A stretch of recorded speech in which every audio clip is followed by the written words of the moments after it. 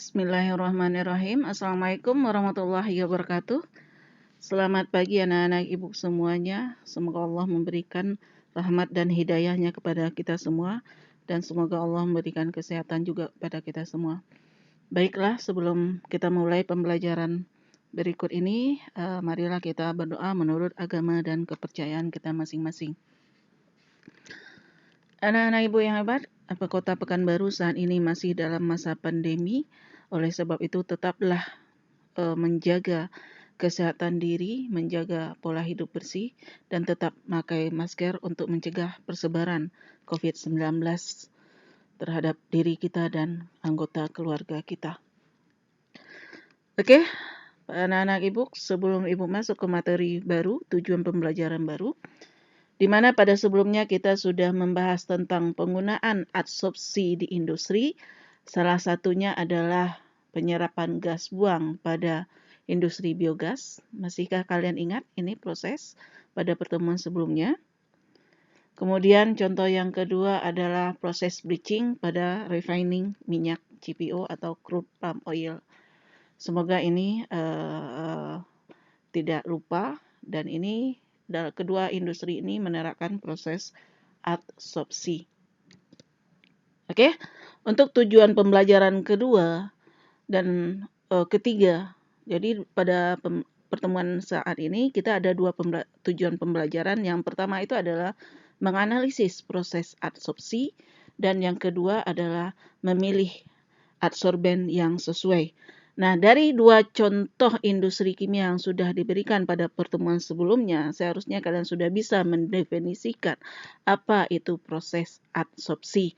Namun sebelum itu, di mana kompetensi adsorpsi ini dan kenapa kita mempelajarinya di dalam teknik kimia? Untuk kalian ketahui, dalam teknik kimia dikenal dengan konsep fundamental teknik kimia, di mana konsep fundamental teknik kimia itu diantaranya adalah neraca massa, neraca panas, perpindahan massa, keseimbangan, ekonomi, dan homogenitas. Nah, ini mungkin tidak asing lagi bagi kalian untuk kelas 12, karena semua sudah kita bahas, namun belum setiap materinya. Contohnya perpindahan massa kita sudah bahas di kelas 11, salah satu contoh adalah ekstraksi. Itu contoh perpindahan massa. Nah, adsorpsi ya termasuk dalam perpindahan massa atau mass transfer. Apa itu mass transfer? Jadi mass transfer itu adalah pergerakan molekul atau fluida yang disebabkan oleh adanya gaya dorong. Nah, gaya pendorong biasanya adalah suhu atau temperatur. Nah, salah satu proses mass transfer yang akan kita pelajari saat ini adalah sorpsi. Apa itu sorpsi? Nah, kalau dilihat dari bahasa, sorpsi itu adalah proses penyerapan, termasuk salah satu proses perpindahan massa, yaitu proses pemisahan campuran. Nah, itulah posisi sorpsi di dalam teknik kimia.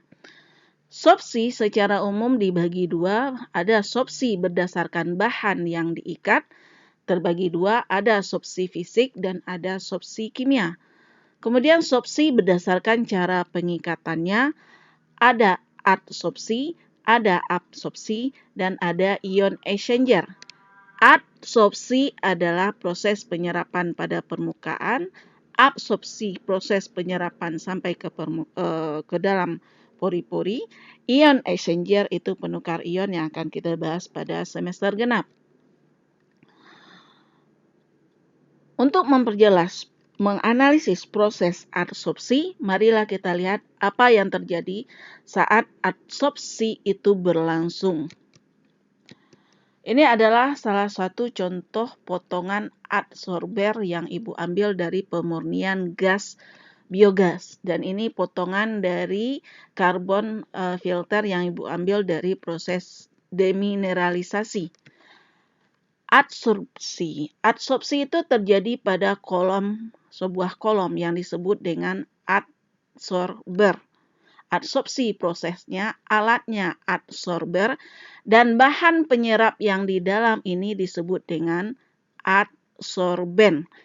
Artinya, proses adsorpsi berlangsung apabila larutan yang mengandung, fluida yang mengandung bahan pengotor, dia akan kontak dengan unggun diam atau disebut di sini sebagai adsorben, media adsorben, di mana dia akan menyerap bahan-bahan yang diinginkannya pada permukaan. Kenapa adsorben bisa menyerap? Karena adsorben merupakan media padat yang memiliki pori-pori yang sangat banyak.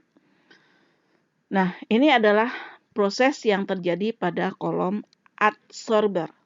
Silakan kalian simpulkan, definisikan apa itu proses adsorpsi.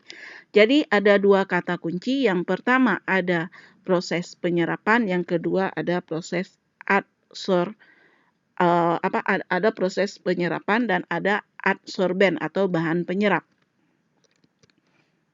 Jadi, kalau kita definisikan, absorpsi adalah proses pemisahan bahan, campuran gas atau cair, di mana ditarik dengan permukaan sorben padat yang bekerja pada permukaan adsorben tersebut.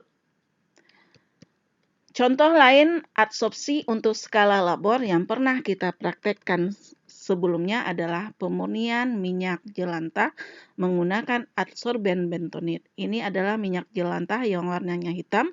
Setelah kita lakukan adsorpsi, warnanya sudah menjadi kuning terang. Ini adalah tahapan prosesnya. Oke, anak-anak Ibu, untuk tujuan pembelajaran kedua sudah kita tuntaskan. Nah, saat ini kita masuk pada tujuan pembelajaran ketiga, yaitu memilih adsorben yang sesuai. Nah, kita kembali ke gambar ini. Kenapa dalam pemurnian minyak jelantah digunakan bentonit? Dan kenapa di saat kita lakukan proses penyerapan gas digunakan, gas yang berbau digunakan itu arang aktif? Nah, tentu saja pemilihan adsorben harus sesuai dengan kebutuhannya, bahan apa yang akan diserap. Nah, ini adalah beberapa contoh adsorben yang umum digunakan di industri. Yang pertama itu adalah arang aktif. Ini kalian sudah tidak sudah familiar ya, karena di filtrasi sudah pernah kita praktekkan ini. Apa kegunaan arang aktif? Inilah alasan-alasan arang aktif digunakan sebagai adsorben. Nah, arang aktif di pasaran banyak. Ada yang berbentuk bubuk, ada yang berbentuk granul, dan ada yang berbentuk ini adsorben untuk kebutuhan medis.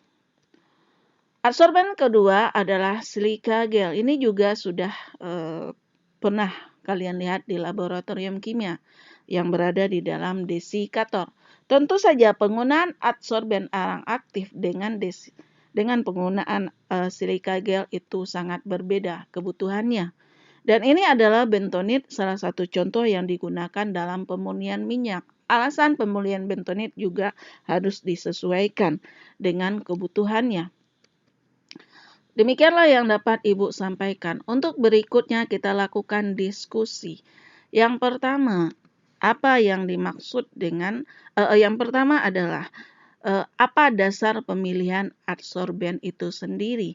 Ada berapa jenis adsorben kalau diklasifikasikan?